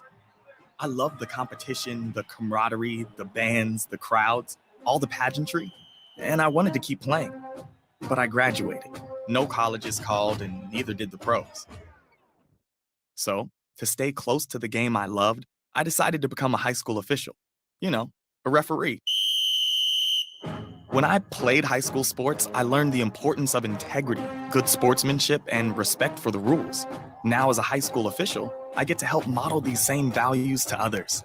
Maybe the colleges and the pros didn't call, but the kids in Texas did. And now, I'm enjoying the competition, the camaraderie, the bands, the crowds, and all the pageantry of high school sports all over again. This message presented by the Texas University Interscholastic League and the Texas High School Athletic Directors Association. Hey, hon, what you doing with your phone? Do flowers have best friends? I don't know. Hey, look. Whoa. Some answers can only be found in nature. Discover the unsearchable. Visit discovertheforest.org to find a trail near you. Brought to you by the United States Forest Service and the Ad Council. News Radio 690 KTSM. Live from the KTSM AM 690 studios, it's Talk El Paso with Andrew J. Polk. To be a part of the show, call 915-544-KTSM or follow on Facebook at facebook.com/Talk El Paso. Now here's your host, Andrew J. Polk. Thank you all so very much for joining us here for Talk El Paso, airing live on News Radio 690 KTSM. Thank you for joining us here for the second hour of the program that we're now doing 4 to 6 p.m. Monday through Friday. Talking even more about the issues that affect us right here in the borderland. Live, we got queued up here. The phone lines are open. That number to call, 915-544-5876, 544-KTSM. We have a response from our last caller there already, Barbara, commenting. Well, still, okay, we've had some questions about the rules here, so we're still keeping it pretty similar to the way we are. One call a day, £1, $2.50, one or the other. But, I mean, you can always leave comments over on our social media. That's kind of what they're there for. We got a lot of interesting commentary going on a lot here. Joey Carlson, Louis Pinato, John Brazelton, Calvin Williams a little bit earlier, and more. But Barbara saying that, Tony, the left may not care. They're not important to me. Reasonable Americans care. Reasonable Americans will vote Republican there. And Juan, appreciating the 2 hours here. Appreciate the feedback as well, as we are talking about the things that affect us here in the borderland. So we do have calls on the line here. And I will say, just kind of furthering on what Barbara was talking about there, that I think, okay, even if you don't think that main level Democrats don't care, I mean, there's a whole lot of different purposes. Looking at Democrats as a monolith is just not correct, because there's so many different cross purposes there. And that's the reason, if they were monolithic, you'd think they get something done now, wouldn't you? But even if you don't think they care, they're gonna. Because a phrase I keep coming back to is, it's the economy, stupid. And if things aren't working out well or the way they expect it to, even more specifically, a microcosm aspect of it is the whole student loan issue going on there. I mean, there was a whole lot of talk happening on the campaign trail about student loan forgiveness, the importance of that, even if Biden never actually did. And I think that if something isn't, okay, here's my cloudy crystal ball prediction, that they're going to keep taunting that. There's been another extension of student loan repayments for those in that demographic, and that they're going to keep saying, and that'll give us time to work on student loan forgiveness. And then the midterms are going to come along here, and they're going to say, you know what, we lost power. You didn't vote for us enough, so we can't do it now. So you got to vote for us more so we can get in and get that done for y'all. And that's just the way it's going to be. So I think that there's a strong expectation that whatever you may think about the policies and the party and its stances, that they're going to take it in the shorts in this midterm. See if I'm wrong or not. All right, getting to more calls on the line here. We are joined now by Mike down in the Mission Valley here. Mike, thanks for joining us. Yeah, this is Mike. I just wanted to call to that guy about saying about real estate in El Paso. I don't know where he's getting his news from or who he's talking to, but, you know, I keep up day to day informed about this committee. What I've got to tell him is that the rents in apartments have gone up. The price of homes has gone up. Why doesn't he go talk to the city manager about the raises he gives themselves, and also to the county commissioners the raises they give? And the taxes have gone up. You know, even with the coronavirus, they're going up now. So I don't tell him to get his head off the sand and talk to the county commissioners, courts, and also talk to the city manager. He gives himself a raise every year, and the city attorney. You think that's right? That's a lot of people are leaving El Paso and going to live in New Mexico, and a lot of U.S. citizens have moved to Juarez because rents are cheaper, and also they're buying homes. And not just people that work on the blue collar work, also professional people. I hope he understands that. I'm telling you the truth. Have a good day and have a happy new year. You too as well. I mean, I think you're talking about some cross purposes here. I mean, yeah, the raises that county commissioners are only the ones who can vote themselves raises in the city charter. City council has to put forth it as an item, which is why they weren't raised for a while there. But you're talking also about the city manager side of things, and yeah, they absolutely have some questions that have come up about the compensation. There is the nice way I'm going to choose to say that at this exact moment. There's a lot of stories been done by our news partners and such here, but the difference is in the way that they handle the tax increases when it came to real estate from the city and the county was instructive as well. The county said that they were going to have a revenue neutral next year's budget. So to effect that, given that there was the increase in the appraisals that has happened, they actually did say that they are going to reduce the taxes. So still bringing the same amount of money. So it's not exactly like and so the county budget is shrinking. That's not the effect there. But taxes did technically lower. The actual rate was lowered by certain points of a percentage kind of a thing there. Whereas the city, they basically said, yeah, we'll keep it flat, which could end up meaning you're paying more depending on your valuations, more likely than not. So mixed bag overall. And there's been a lot of questions coming in, particularly in staffing and the support of it. So I'm not saying you're wrong about any of it, but the direct link between those taxes or the valuations going up and the city manager giving themselves raises, well, there's a lot of good questions to be asked about what the heck is going on with the city manager side of the government there that don't think gets enough focus on because, well, we don't vote on them, among other things. So it's not quite as top of mind here. But thank you for the point and the call there. Again, if you want to call in during the show, that number to do so, 915-544-5876, 544-KTSM. Do also have Andrew on the west side with us right now. Andrew, thanks for joining us. Yes, thank you. Just wanted to address a point made by one of your guests. He was talking about wages rising in El Paso. Am I correct? A little bit, like 2%. So not even enough to keep up with inflation, as Barbara also pointed out. But yes, some expectation of some continued growth. Well, one thing that we have not seen as for increase in wages has been the no cost of living increase for county retirees. And that started in the last year that Veronica Escobar was county judge. And you're talking about employees that are paying on the average just for insurance alone. That is if you don't have Medicare, but you're talking $600 a month just for insurance. Another thing I wanted to address was, people talk about forgiving student loans. Well, the people need to wake up and think about this. We're looking at $1.5 trillion in student loans right now that are out there. That's something to think about. Number three, concerning Frankie yesterday. Well, Foolish Frankie likes to talk about people being cut off Twitter and other social media. Well, that's one of the basic tenets of communism, is shut down your people that you don't want to hear from. And also, I was gonna say, he talks about the people, Republicans being and conservatives being insurrectionists. Now, let me get something clear. I don't condone what happened January 6th. No type of violence or anything like that. But we have to look back in history. 1776, this country was founded by rebels and insurrectionists, if you want to go that far. And then some people even erect statues of John Brown. But it's just amazing how people use events to their advantage and when it suits their needs. Anyways, have a good afternoon, or rather good evening. No, you too as well. A lot of important points to bring up there. I mean, yeah, the whole Frankie thing about applauding people being kicked off a platform. Again, I'm halfway over the whole argument of, it's not technically censorship. Censorship happens when a government does it. It's corporate censorship. That's what it comes down to these days, because the size and scope of these enterprises is of such a factor that people even operate their own businesses solely off these platforms. So you're going to tell me that this kind of a public forum, this marketplace of ideas being cut off from it isn't important at all? Yeah, that's just dreamland there. But, I mean, yeah, the whole student loan forgiveness thing, whatever you think about the issue itself, there was some kind of like side mouth promises made to the younger crowd out of that. And frankly, if it's not delivered, I mean, people that I've talked to who are saying, wait, what happened with this issue? Because they're not as politically involved. wondering, say, well, so what, have they just done nothing with it? They've even talked about just not voting going forward, just being like, well, screw it, why am I going to support them anymore?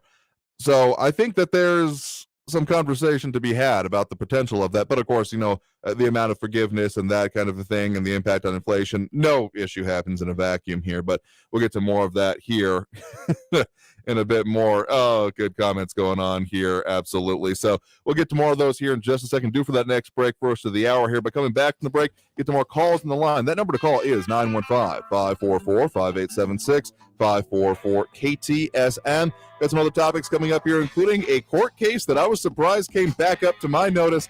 We got pictures and stuff to show you, so stay tuned. More Talk El Paso here on News Radio 690.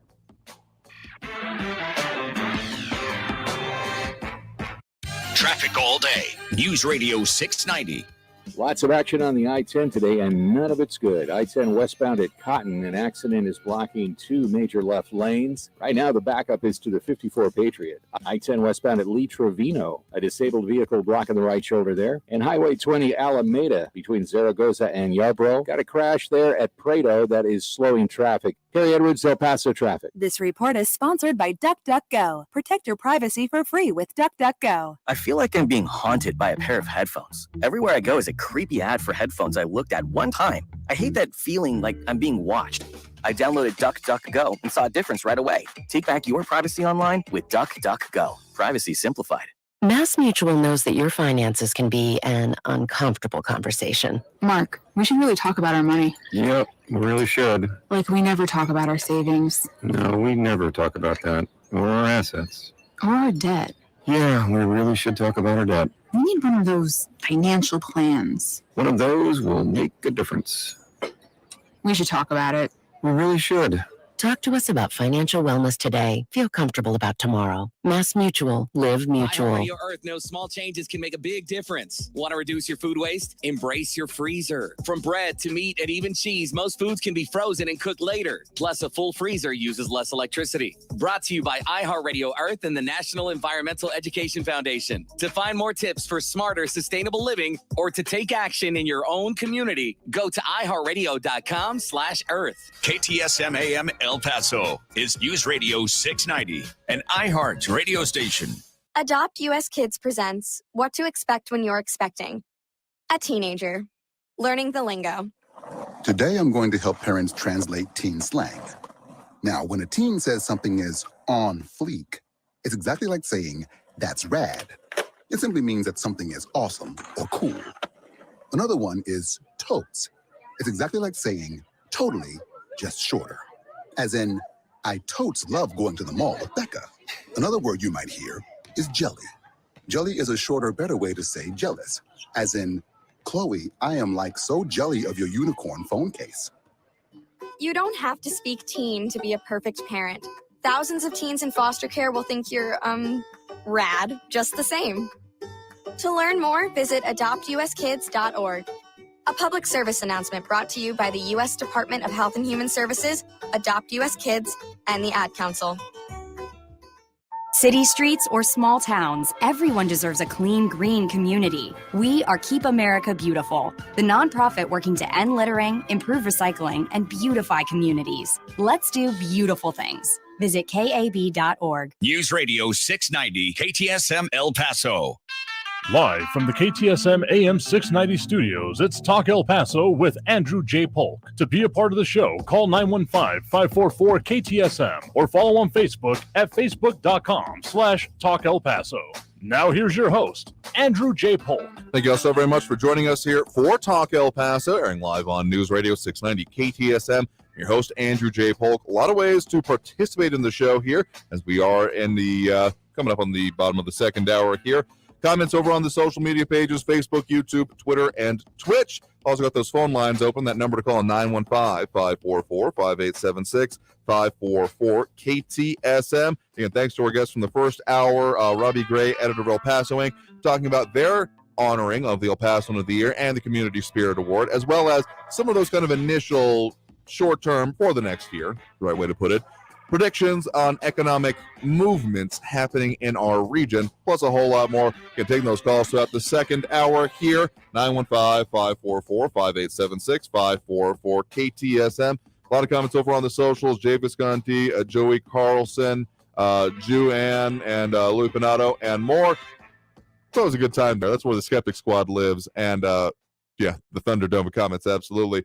Jay saying that even President Brandon is excited about Brandon. Dr. Jill Brandon, not so much. What else does President Brandon not understand? Think you're referring not quite specifically, but pretty obviously to, was it the Christmas, New Year's call? Yeah, that was a weird situation. It's always a weird situation when some of the, shall we say, more right-leaning people that we follow and have had on the show previously start posting up clips of something the current president has said. So that's what led me to be first aware of it. I mean, that situation still comes back to a farce for me. But also, if you want to say certain words, not on this show, but about a sitting elected official, you'll just say it. That's all I have to say. Anyway, more calls on the line here, 915-544-5876, 544-KTSM. Right now, we do have Raul in the Northeast on the line here with us. Raul, thanks for joining us. Hey, Andrew. Talking about talk radio. Oh, well, about that, let's go, Brandon. Mm-hmm. How about this one? Let's go, Darwin. Had you heard that one yet? I mean, I've heard similar things to it, not that specific phrasing.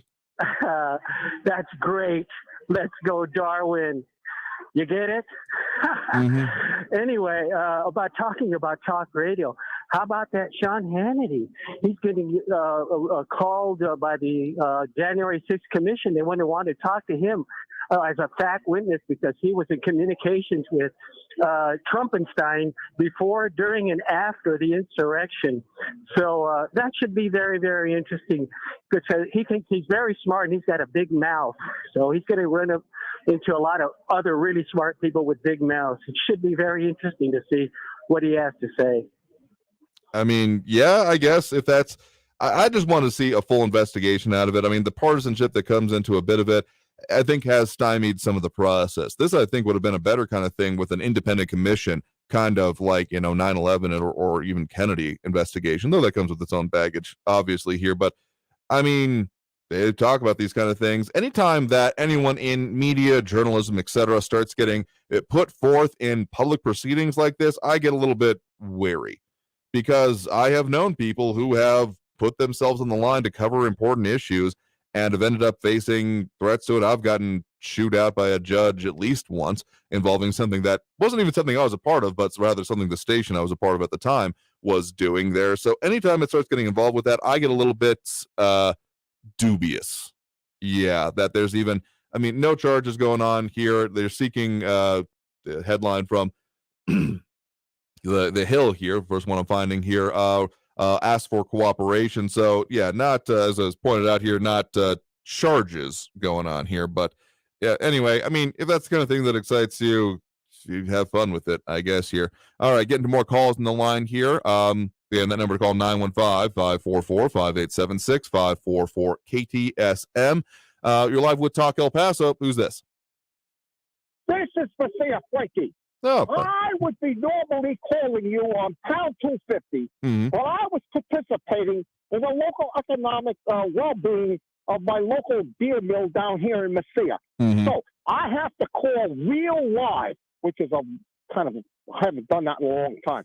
But I want to respond to that Andrew guy, where he goes on and says that, hey, that muggery-thuggery Taylor Greenglove has got every right in the world under the First Amendment to say that stupid nonsense she's saying. No, she doesn't. What about, how about I go out there and I espouse the wonderment of pedophilia or the wonderment of murdering everybody? There is a limit to the aspect of freedom of speech. And you got so many stupid people out there that believe this stupid nonsense that these ducks are saying. You just can't help that. You've got to have a limit or have somebody out there to counteract that these people are saying to you awful, stupid nonsense. No, I am so happy that she lost her Twitter account. Okay, but let's talk about the implications of that here real quick. Sure, this is a particular bit of speech and perspective that you disagree with and therefore are happy is gone. But what if that lens is flipped? What if this and decided, no, what you're saying by the perspective of the people in charge of this medium is no longer allowable? That would be called, among many other names in my mind, wrong. Would you agree with that? there's a yes and no on this, Andrew. I mean, if you're trying to look at this thing intelligently, the whole perspective of the First Amendment is to get out there in a free society to state your case normally, rationally. The ability to be able to state a case and say, here's my particular point of view, I disagree with you. But you go off the deep, not you, I'm talking the general you, universal you. Sure. You go off the deep end and espouse these kind of things that undermine the very aspect of what this whole democracy is all about. Is outrageous in my mind. That's what I'm saying. Okay, I get what you're saying there, but again, consider the implications of it here. I mean, even if it is not even technically a First Amendment violation that she got kicked out because it's a private corporation, yada, yada, yada, that has become less important to me because this is an entire form of free speech that is a part of it. And if they start making these selective decisions about it, now, if someone has violated terms of service, I mean, you choose the realm you participate in, that's one thing. But okay, even to your example there about espousing pedophilia, vile as it is, if someone is out there espousing it, I am then going to make my relevant actions and judgments on them based on that, choosing to not interact with them, not have anything to do with them, actively disengage myself from anything they're involved in if I happen to be. So, frankly, if someone is really out there saying these things, I'd rather that they be out there saying it publicly so that I can then know and take my own actions on it, because freedom of speech, as often gets overlooked, does not mean freedom from repercussions, meaning that they get to just say whatever it is and then nothing happens to them. If you disagree with it, you're allowed to take, of course, your own action and respond to it. That's kind of the entire point of how we do things here, is have these subjects out there, have the discussion about them, and then allow people to respond to them. So that's why I might be getting a little bit more incensed than might be reasonable here, because literally that's what we do here, is talk about these hard issues. So we start talking about people getting kicked off. I mean, people in our comments have talked about the fact that they have been shadow banned or such because of the things that they may have been posting or saying. It kills the conversation and it kills the ability to have that discussion. Because, frankly, I would prefer it if everyone, and I do mean everyone, that espouses pedophilia would be out there in the open about it so that we could know that that is what these people have to say. Well, Andrew, as normally given, you are probably one of the most erudite radio hosts I have ever encountered. Your points are so well taken, but I will go back to the point. There has to be limitations, especially in a society that can't separate reality from unreality. I understand what you're saying, but you're going out there and talking all these awful. Let me back up for a minute. When Andrew said, "Well, hey, wait a minute, in 1776 we overthrew these horrible," yes, that was a difference. We're talking about a country that was trying to thwart us from our own independence. But you got these nut jobs that are trying to undermine our current government. Oh, what is this? I don't understand this. I'm not saying that there aren't people out there who are playing with fire when it comes to these statements. People who are firing people up that have no intention of following through, and a lot of unintended consequences. But you talk about limits, and there literally are. There is no, as been elaborated, I'm going to reference to the Supreme Court here, there is no unlimited right. I mean, the more common way it's put is that your rights end where my begin, that your right to swing your arm ends when it comes into my nose. But specifically on free speech, that there are literally limits. I happen to be on Capitol Hill within the judicial chambers of the Supreme Court during their hearing of, can't remember the exact case, but it was the Westboro Baptist Church, a very particular and interesting example of the exercise of free speech and them dealing with being sued essentially for speech they made during someone's funeral. I do not agree with anything the Westboro Baptist Church does for the most part, but the fact of what the arguments were and what was going on with it, what the Supreme Court has essentially said and is essentially existing in common law in this country is that essentially you can have your speech right up until it then infringes on the rights of someone else. That's why essentially shouting, fire in a crowded theater would be considered, or fighting words are some of these specific phrases and methods that are in place. So then when it comes to, advocating violence and things like that, so there are limits to it. But when we start getting into this gray area, this area of, well, are they allowed to say that? Should they be? I don't like it, therefore it should be gone away. That's where I start getting real dubious about any forward motion to it, or as a general blanket rule, because we've seen the impacts of it. It's one of the reasons we're on the multiple platforms that we are now, because any one set of rules that particularly we don't vote on and we have no input on except for vague investors, it's not how free speech has evolved in this country. understand where you're going with this, Andrew. And I don't want to pursue this issue at a further date. But I want to say, congratulations on your 2-hour program. You so 100% deserve this. That's what I want to say. Well, thank you very much. I appreciate the conversation and the call there. You have a happy new year yourself as well. Okay, bye. All right, bye-bye. All right. Good conversations happening here. We'll take more of those calls after the break here, gone already down to the bottom of the hour. That's one of the things we'll do if it's 2 hours. If we've got an interesting point here, we might follow it a little bit here. So allow at discretion here, sole discretion, because, well, that's just how we'll do it. Anyway, coming back from the break here, talk more about this. There's that court case I want to mention here that is now moved forward. You got some pictures of you coming out of this Las Cruces area that I want to get to. Oh, boy. We'll get more of that after this break here. News Radio 690 KTSM. Don't go anywhere.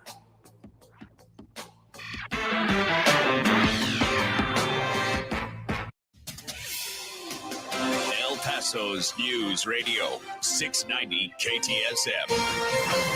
Hello, everyone. This is Robert Olguin with your KFOX 14 news update. A total of 12 cases of the COVID-19 Omicron variant have been confirmed in El Paso. That's according to a news release sent last night by the city of El Paso. This is the first time the variant has been identified in the community. The patients were all between the ages of their 20s to their 70s. They included 6 males and 6 females. 7 were fully vaccinated. None required hospitalization. A Las Cruces man has admitted to killing his mother with a sword. 42-year-old Joshua Hunt pleaded guilty to second-degree murder yesterday in the death of his mother, 56-year-old Lisa Cano. Hunt pleaded guilty when he was scheduled for a second jury trial. He was sentenced to 15 years behind bars. This has been your KFOX 14 News Update. I'm Robert Olguin.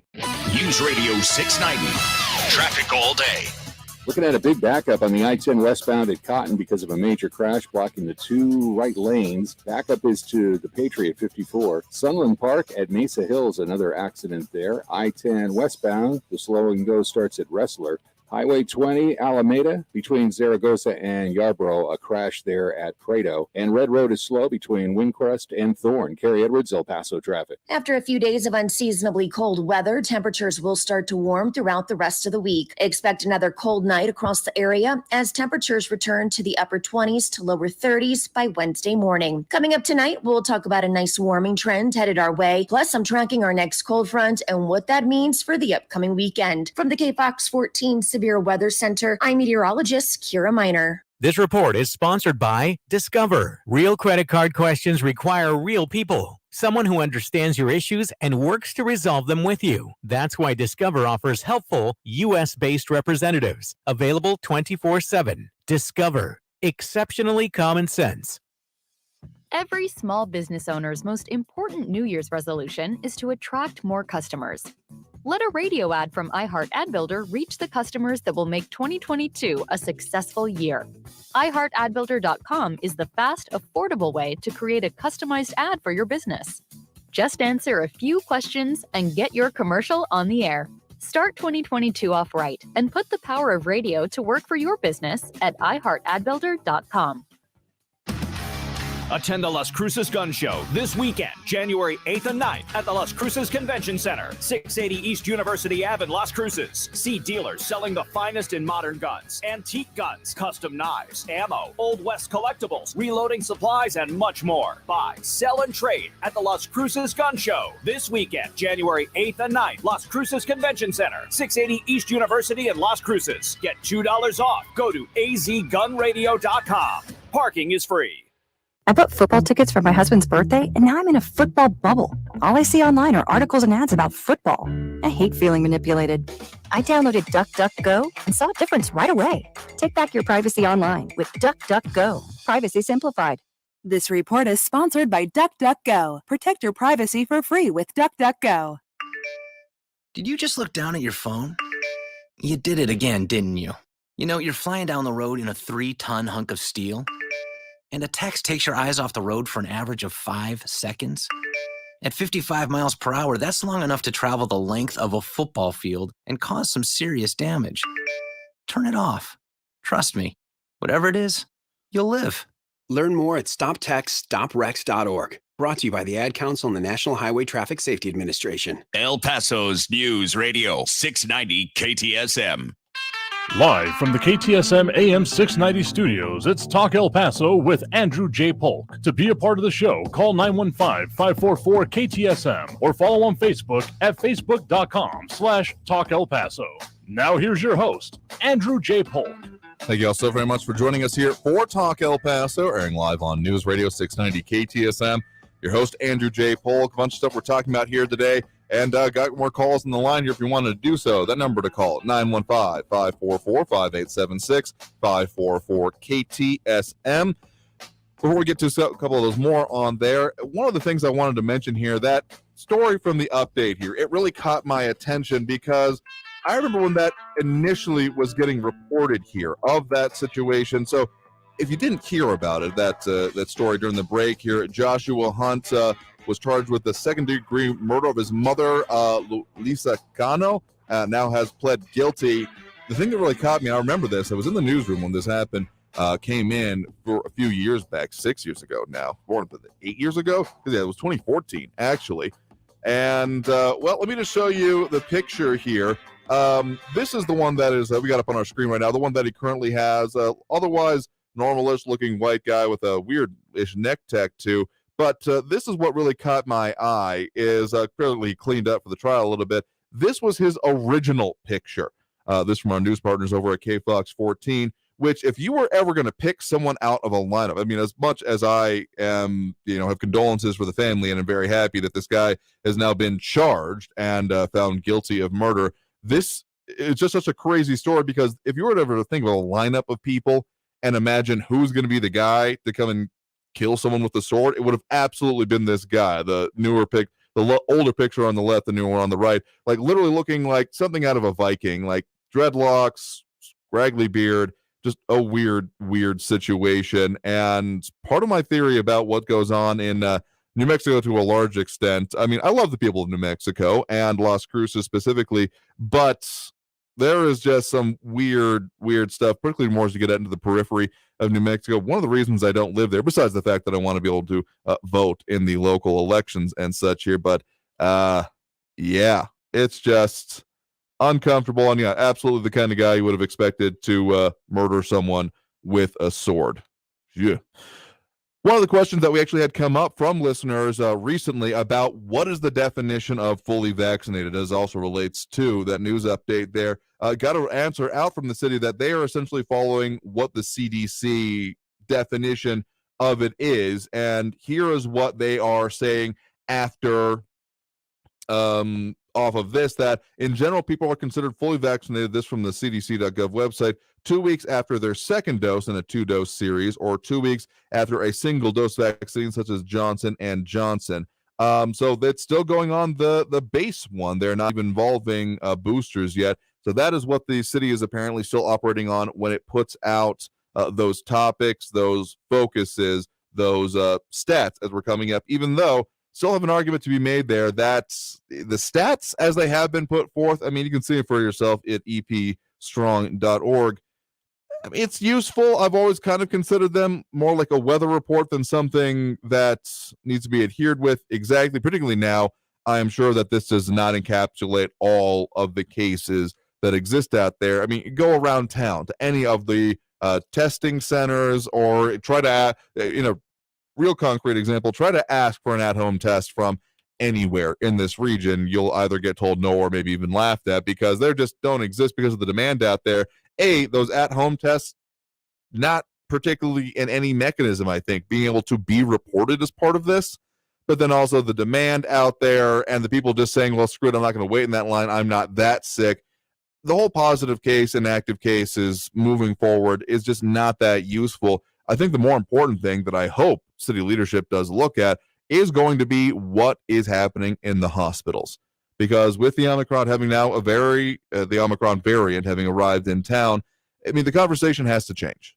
And so if we just keep chasing these case levels, and I think it is changing to an extent, but it's also something that is being focused on by the governor as well, asking and pretty much demanding from the Biden administration more resources, more testing. I know that there's some skepticism out there about part of it, Leroy Chuck asking a pretty decent question here. CDC not saying anything about natural immunity, not when it comes to vaccination status. That is what I will say, because they say the next line there on that page, if you don't meet these requirements of 2 weeks after a second dose in a 2-dose series or 2 weeks after a single dose, if you do not meet these requirements, regardless of your age, you are not fully vaccinated.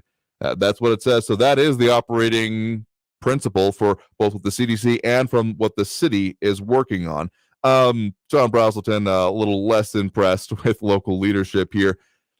I just think we got to focus on what is the most impacting aspect of it. Yes, general infections would be important to focus on, but that never had a handle on it straight from the start. I mean, they did that contact tracing supposedly for the first case that arrived here, but then it came out later that, actually it may have been a person who had it before that. Contact tracing and all of that never really materialized as a useful tool within the country as large, and never even particularly in our local community. I think the largest they got up to was able to trace like 32% of cases, and that ship sailed. That was just never going to be feasible given the particularities of this. So let's focus on what's important, what's the most impacting, that of what's going on in the hospitals, what's going on with the resources, what's going on with the supplies that we need to keep people safe, keep people healthy as much as possible, particularly the prevention here. I know New Mexico is working a little bit more on having the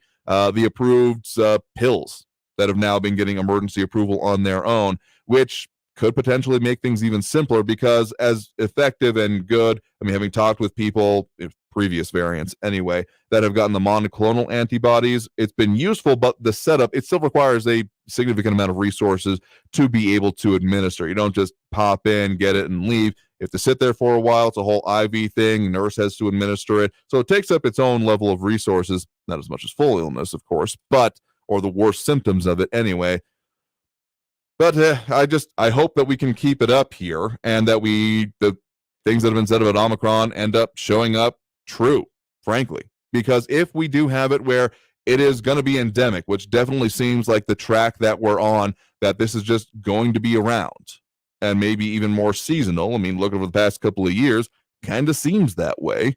You're focusing on the resources and the supplies that we need, I think, are going to be more important than ever, particularly just to bring it on home with our topics here of the day about the economic recovery we're looking at. If we can get it to a level where people feel comfortable, because again, consumer confidence is not something you can just declare back. Each individual person makes that decision. So I know that there's more conversation to be had, particularly about when it comes to the labor force, the jobs, the people willing to go out to them. I think there is a bit of recognition of things getting more expensive, the whole inflation thing that we have been talking about here. But I think there's also anecdotal evidence out there about how we come around tax return season and people are less willing to go out and get jobs because of it. John Brazelton, and Joey Carlson, some good comments going on over there if you want to jump into the Thunderdome here of comments. I think focusing on the hospital is going to be the most important thing, and I hope that's the way we pivot to as we look at, I mean, I'm fully in favor of the most information being out there and the most information being available, and people to understand it for themselves. Part of the reason we asked for that question of was the difference between partially and fully vaccinated. Apparently boosters not really playing into it in our local area at this point, at least when it comes to the stats. But I think it's got to move on to what's going on in the hospitals and making sure that we have the resources we need to keep people who are having medical emergencies of all stripes safe. All right, coming back out of this break here, ending up the hour. More comments if you want to. I'll see them over yourself over on the Facebook page, facebook.com/Talk El Paso. Take another call if interested, 915-544-5876, 544 KTSM to close out our Tuesday. Back after a minute. Don't go anywhere.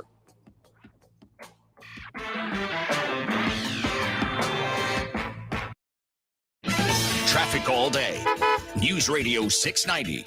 An accident blocking 2 left lanes is causing a huge backup right now on the I-10 westbound at Cotton Street downtown. The backup is all the way past the 54 to Geronimo. The good news is there's no backup on the I-10 westbound after you get past this accident. Sunland Park at Mesa Hills have an accident there, and an accident reported Tierra Este north of Edgemere at RC Poe. Carrie Edwards, El Paso traffic. This report is sponsored by Wendy's Hot and Buttery Breakfast Biscuit Sandwich. It's better breakfast o'clock at Wendy's because it all starts with a better biscuit. Get hot and buttery Wendy's breakfast biscuits made with oven-baked bacon or savory sausage, fresh cracked egg, and cheese. So don't risk your biscuit. Get Wendy's instead. Limited time only at participating U.S. Wendy's. iHeartRadio Earth knows small changes make a big difference for the environment. Did you know that keeping your tires even a single PSI lower than recommended means worse mileage and more trips to the pump? So do the environment and your wallet a favor and always check the tire pressure. Brought to you by iHeartRadio Earth and the National Environmental Education Foundation. To find more tips on smarter, sustainable living or to take action in your own community, go to iHeartRadio.com/Earth. Hi, Phil Swift here. When that next storm is barreling down, get prepared with the Flex Seal family of products. Floods can destroy your home. Push Flex base deep into cracks and holes to help prevent flooding. Seal doors and windows, patch leaky roofs and downspouts. Remember, when that storm is coming your way, keep your family safe and dry. Be prepared with the Flex Seal family of products. Available at FlexSealProducts.com and fine retailers. It's your friend Sean Hannity, and with the election on the horizon, well, you've got a lot of important choices ahead of you. But let's not talk politics for just a second and focus on your home. Now, I'm going to make this very easy for you and tell you the one agent whose marketing plan is in a whole different league than anyone else you will talk to. I'm talking about Brian Birds, brokered by eXp Realty. Now, Brian services the entire El Paso area, attracts hundreds of buyers every week, and sells hundreds of homes a year. Now, because of that, if he can't sell your home at a price and deadline that you agree to, he'll buy it himself. He offers you a one-day listing agreement. If after one day he doesn't live up to his end of the contract, guess what? You can fire him and pay nothing. Call the only agent I would call in El Paso. Call Brian Birds right now at 751-1500. That's 751-1500, or online at brianbirds.com. That's brianbirds, BURDS.com. Go there and you can start packing. Freedom of speech lives here. To me, freedom of speech is being able to say anything you want. El Paso's News Radio, 690 KTSM. If you see something, why do you say something? I see safe for my friends. For my community. For everyone here. We all have something worth protecting, a why that unifies us. Report suspicious activity to local authorities. If you see something, say something. News Radio 690 KTSM. Live from the KTSM AM 690 studios, it's Talk El Paso with Andrew J. Polk. To be a part of the show, call 915-544-KTSM or follow on Facebook at facebook.com/Talk El Paso. Now here's your host, Andrew J. Polk.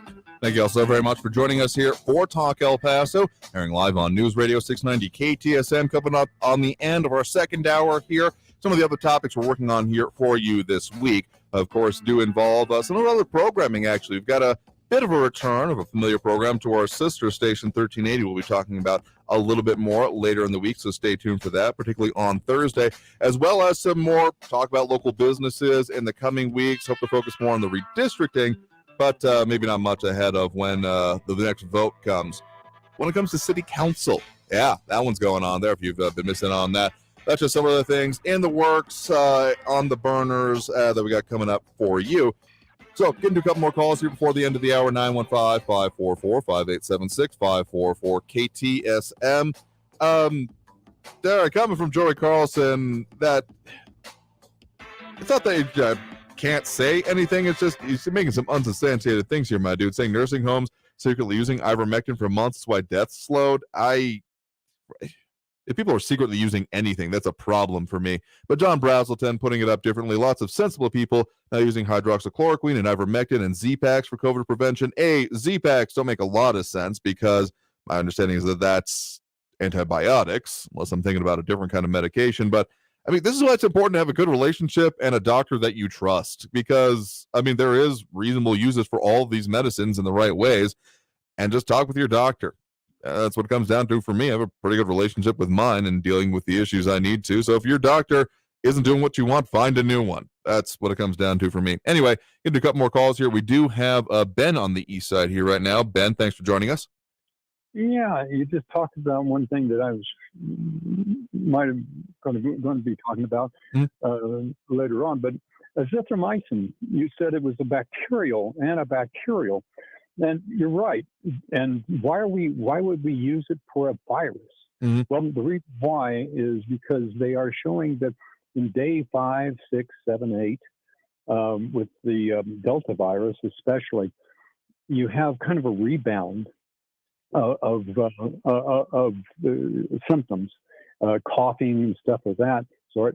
And it's not due to the virus, because the virus is more or less gone and everything. It's done its job. It has all the inflammation and everything else, the microaneurysms, the emboli and everything. But what happens is that people develop a bacterial pneumonia. And so azithromycin is something that doctors should prescribe maybe early in the disease. One of the things that one of the doctors said that azithromycin had some antiviral properties from the very beginning of the pandemic. They were talking about that. And they recommended it on the FLCCC, and they were the frontline doctors. And they said that it would be something to be taken for because especially for Delta now, they are finding later in the disease you start having problems with bacterial pneumonia. The other thing I was wondering about, and what I don't know if you've heard about that. Okay, have you? No, that I hadn't as much here. I mean, it makes a certain kind of sense. I mean, general vulnerabilities that can exist after, particularly if you have a severe infection. I mean, there's some reasonableness to it, and which is why I would think it's, talking with your doctor makes a whole lot of sense about that kind of issues.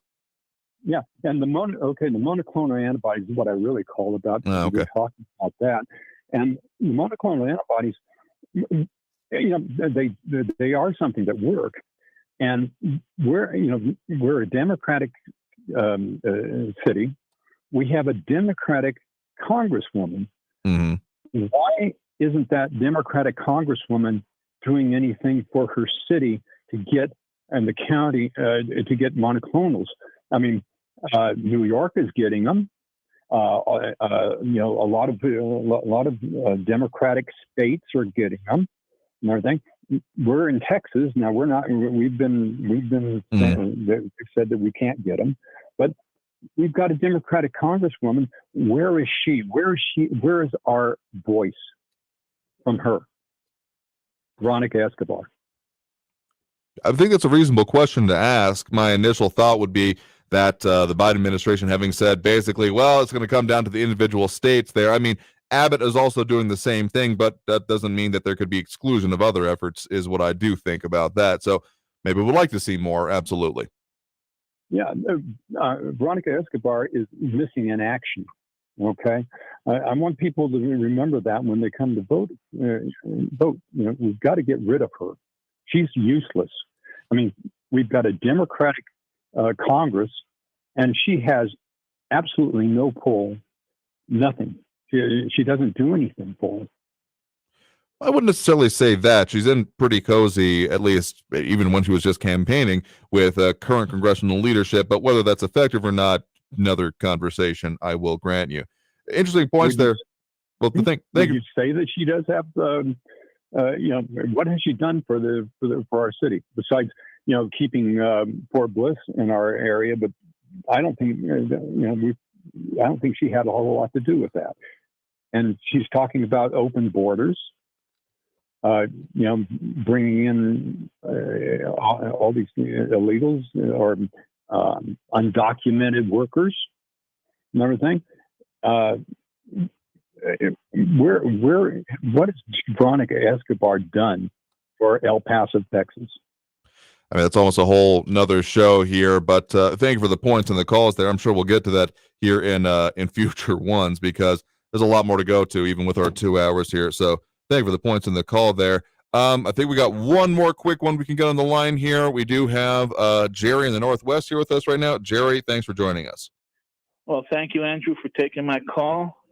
I have a question. As the accusers on your radio station or your program here of the congresswoman that got kicked off Twitter, have they looked up what she's been accused of? Because it's not as cut and dry as they claim to be. She's reporting something that was already reported by a federal government agency. It's one of the 4-letter agencies. Now, I don't remember offhand what it is, but she's just retweeting what she was reported or the information she had received from that agency, stating that the vaccine is not working, basically. So, and then Twitter decided to cut her off, claiming that this was her 5th encounter with it. But in the previous encounters, 2 of them were already redone by Twitter. They said that they were wrong in the first 2 that they accused her of. So she's not on the 5th one, she's on her 3rd one. But they still kicked her off because of political issues. I mean, it's the whole argument about private platform versus public good here that I am finding myself increasingly unsatisfied with the arguments about it's a platform, they can do whatever they want. I mean, whatever you think about the validity of what she's talking about, the larger implication here of tech giants just being able to literally with the snap of the finger, and this isn't even a new thing. That's what really gets me, that there are literally people that were running their businesses off of different social media platforms, Facebook, Twitter, what have you, and that with a snap of the fingers, a wave of the hand, they found that cratered. So it's a larger issue than just this for me. And whatever you may think about individual circumstances on it, I will admit I'm not the hugest fan of MTG, but do I necessarily think that this was justified is a larger, more important question, personally. Yeah, well, they're not being fair with it because Putin still has a Twitter account, and so do some of the people from brain lock. The one I think you're probably getting to, the one I think, the Taliban, the government of Afghanistan out there, still definitely have theirs and are advocating some very, I would think, policy violating things. But this is one of the reasons I don't have investments in Twitter either. Well, I suggest everybody take their money out of Twitter that are invested in it. Your personal prerogative. Might straighten it out. Yeah, your personal prerogative. I am not an investment advisor, nor do I play one on TV. But it's an important conversation to be had. So thank you very much for the point in the call there. All right, thank you. I appreciate it. All right, you have a good evening there. We'll have to leave it there for today because we are up at the end of our time here. So thank you everyone who did call in, comment, participate in the show here. It keeps going in all of these ways. We'll do it again tomorrow, 4 to 6 p.m. Catching myself up here, right here on News Radio 690 KTSM. In the meantime, stay safe out there. Look twice for motorcycles from down the road, and have a good evening, y'all. See you tomorrow. Traffic all day. News Radio 690. The biggest backup in El Paso right now is on the I-10 westbound at Cotton. That's the scene of an accident that's blocking 2 left lanes, and the backup is all the way back to Geronimo. An option would be to try to exit the 10 westbound at Trowbridge, take that over to Pershing, and try to get around the accident. Sunland Park and Mesa Hills is the site of another injury accident. Mesa Drive could be your alternate there. Kerry Edwards, El Paso traffic. I'm Larry Gelwicks, the Getaway Guru. Join me on the Travel Show every Sunday evening at 7 p.m. We talk all things travel, favorite places, how to travel more and pay less, secret hideaways, discount airline tickets and cruises, and the best travel deals on the planet. It's the Travel Show every Sunday evening, 7 p.m. right here on News Radio 690 KTSM. And I'll tell you where to go and how to get there. New to Curiosity Stream. When you say Heinz, I think ketchup. I say Coors, you think beer. How do the most iconic food brands, they're great, become iconic? Unwrap the surprises behind the brands that feed our world on Eat Me or Try Not To. Plus, the best poker face. Check. I almost folded. Needs a poker brain. Researchers use MRIs and more to study the tricks of the world's best gamblers in the